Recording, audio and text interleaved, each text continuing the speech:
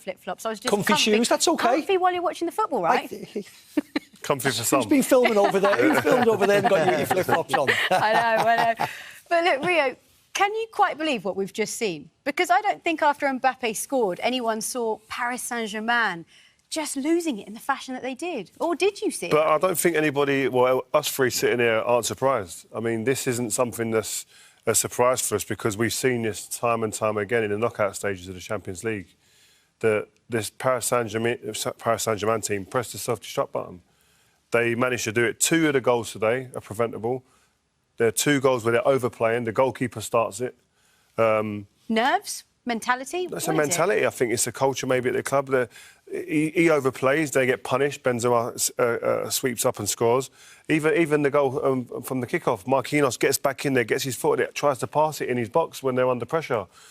But straight to Benzema, a goal. But this isn't something that is new at Paris Saint-Germain. They've got fantastic talent, world-class talent all over that pitch.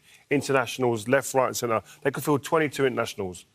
But when the mentality is not right on the day and you get into situations like this, sometimes you've got to stay in the game. It's like a boxing match. Sometimes you've got to roll with the punches a little bit, stay in the game. You've got wily old characters in your team. You've got enough experience there to do that. They never, ever managed to be able to do that.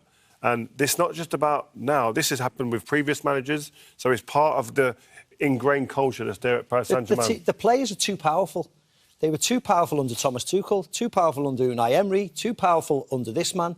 They can't get told off. And when the going gets tough, they do not care. And the trigger point was Donnarumma. Yes, it was a bad mistake, but that should have been the point where the team then say, right, the crowds have switched. The crowds have switched. The attitude in the stadium has switched. We need to dig in. We need to defend deep, and we need just to stay in this game until we quieten the crowd down again. And they don't. They just play wherever they want to play. The top 3 up front are amazing footballers, but they don't work hard. They do not work hard when the going gets tough. He starts it. They're cruising at that point. Donnarumma, I think Donnarumma was unbelievable. I think he's one of the best in the world, no question. But you're away from home, you're 2-0 up. Cruising. You simply don't need to give anybody any excuse to get back into the game. And as soon as they concede that, all of a sudden there's a total belief. Early in the second half, the fans think, he thinks, the whole mood changes. And that is so preventable. Look at the forwards here trying to get back. They're not interested. I just wonder at this stage, is it all of those memories of the previous exits? Do they start coming into their mind? Oh, wounds open again, 100%. Yeah. But then you've... Then it is difficult. That's the thing. What a pass. You know, the second goal, the third goal, they are difficult to prevent in many ways because they've got a head of steam. You can't give them the chance. This is an unbelievable... I mean, Modric here, the creativity, the vision, everything about it. Just onside, wasn't he, Benzema? Does take a deflection, but it's all about this little bit of an assist. Disguising it. He's onside. Unbelievable. It's unreal. Vinicius, I think you've got to look. He's onside quite easily there, but let's look at that through the legs of Kimpembe. It's like no one in the studio, let alone in the stadium or at home, saw when that pass was coming. Brilliant vision. But Vinicius, you've got to give special mention to him. Although he didn't finish his chances that he created, he was a thorn in this Paris Saint-Germain side. His pace, his willingness to run in behind, doing the hard yards, getting there. Look at this. This is a joke. This for a team of this experience. Give it away here. 10.5 seconds from kick-off. But you get an opportunity here, Marquinhos, who I love as a centre-half. He's one of the players that you don't all normally aim any criticism at because of the way that he defends. But you look at this, you get a chance, just launch that out the stadium. Give away a corner even. It's unbelievable. They you can't believe play, it. Didn't they, Paris Saint-Germain, and make mistakes in the second half. Constantly. I don't know whether it's an arrogance thinking, oh, we'll be OK, we'll just keep on playing and get back into the game. But you have to give Real Madrid a huge amount of credit because even when they're down, they stay in the game. Yeah. They keep it tight, they keep plugging away and they wait for the opportunity. And with that number 9 that they have up front, a chance will always fall to him. I mean, he missed chance in the first half. We focused on it at half-time. Then he goes and gets a hat-trick in the second half. I mean, just absolutely incredible. I mean, is it now, are we looking at a team who have the experience and their experience shone through in Real Madrid tonight? I think so. We've seen Real Madrid haven't been at the top of the game for a few years. But even when they won it a few years ago, you know, 2 or 3 times in succession, and even then, I didn't think they were the best team about, but that experience and the club have got that know-how, that belief when you go into a stadium. That last finish, by the way, was just incredible. On the run like that, Benzema, laces, you know, he wasn't planning to finish it. He was actually taken off anyway, and the ball just came to him. And it was just a sudden, instinctive finish because it just flowed with his pattern, his stride pattern at the time. I mean, it was just unbelievable. Here we go again. I mean, I could see it loads of times, but it was such a good fit, right in the corner as well. You know, to beat a guy his size of Donnarumma, he couldn't get near it. Unbelievable. Do you know what as well? If you remember in the background, I love it with the chair. with a chair. if you take it back to before the game and remember the VT of Modric speaking, and he was, you could see his demeanour was about, we expect to win this. We're not this game, we expect to win this tournament. That is the ask of a Real Madrid player. No matter what you think of our squad, our team at the moment, no Cristiano Ronaldo, etc. Maybe you don't think we're as good as the other teams in this tournament.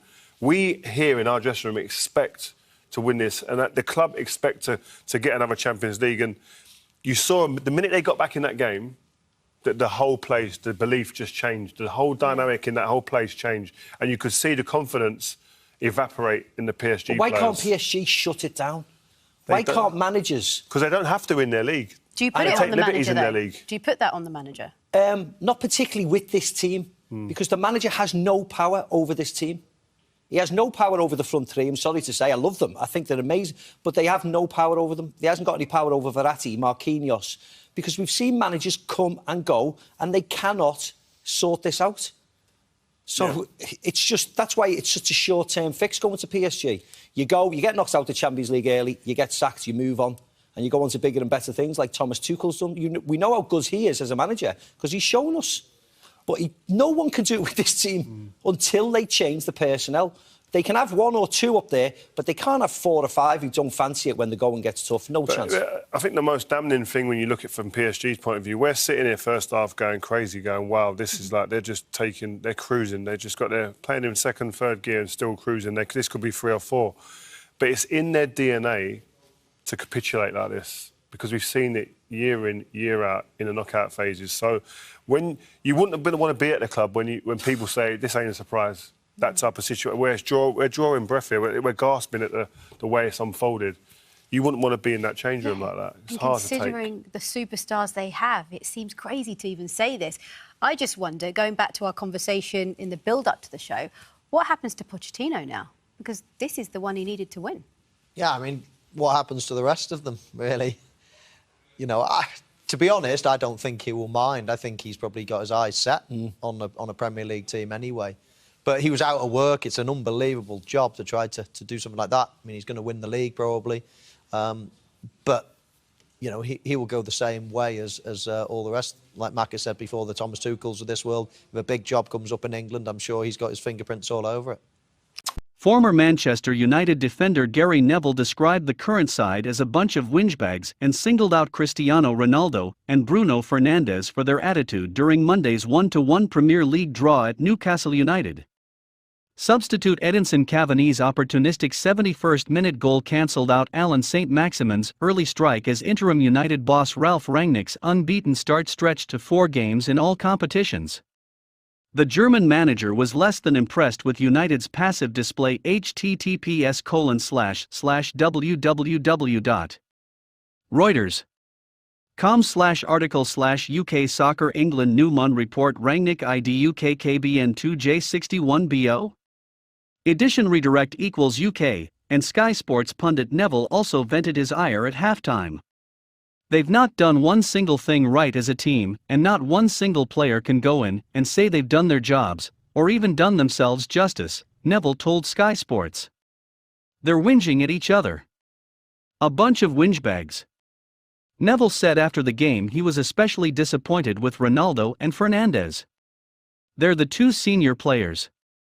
It's devastating for younger players when the 2 best players are looking at every other player like they're not good enough, he said. United, who host Burnley on Thursday, are 7th on 28 points.